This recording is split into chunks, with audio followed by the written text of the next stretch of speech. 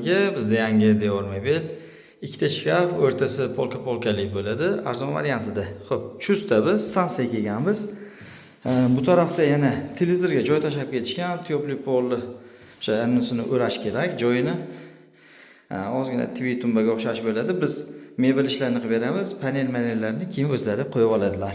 Bu yerda ham ozgina narsamiz bor. Sekin ko'rsatib boraveramiz. Korpusimiz tayyor bo'lib qoldi. Ikkita chekka shkaf, o'rta polkali bo'lyapti, arzon variant. Sekin ko'rsatib boraveramiz. Mebelimiz tayyor bo'ldi. Ankor laminat matvisdan qildik. Ikkita chekka shkaf, o'rta polkali.